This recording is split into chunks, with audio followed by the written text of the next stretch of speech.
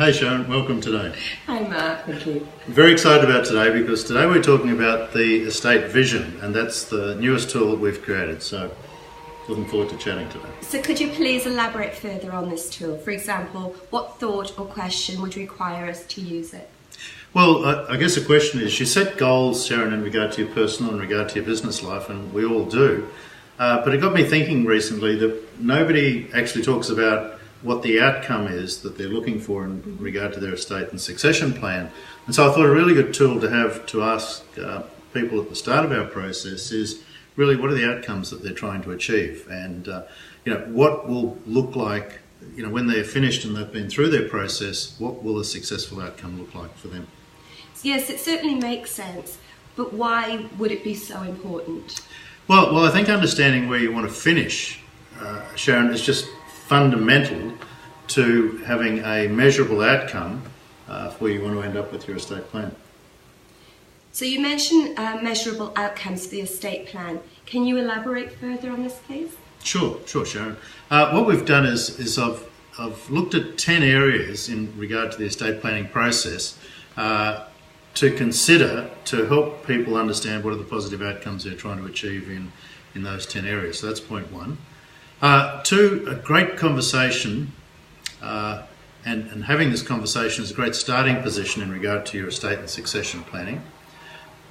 Point three is the opportunity is to create measurable criteria so that when we're done, we know we've done a good job and we can go back and show you that we've actually achieved the things that were important for you. The fourth thing is it gets you thinking about all the areas of your estate responsibility. So by creating this wheel of these 10 areas, it means that people have to think about that up front and not just the one or two areas that they may have come in from or their solicitors said that, or their accountant, they need to get this and this covered. So we cover the whole gambit of conversations to make sure they don't miss anything. And the fifth thing is understanding that no one else will ask you these questions. These important fundamental questions, they're just never going to be asked by any other advisor.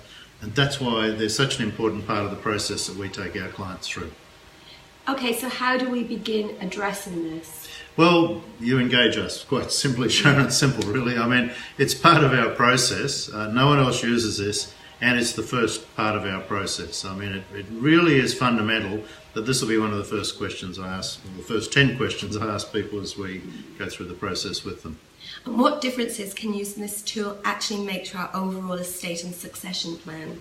Well, I think this is why this estate vision is so important and such an important part of the process is people that don't use this, it's kind of like wandering aimlessly through the woods at this stage. And for most people, that's kind of what happens in the estate planning process is you just get asked all these technical questions and expect to come up with what you want. But as opposed to wandering aimlessly, what we've done is said, okay, let's create some measurable outcomes in regard to all these different areas so that at the end of the process, we know that we've done exactly what it is that your heart and your mind is asking us to do. So that's why it's an important tool, and I'm really excited about using this. It does sound very important too.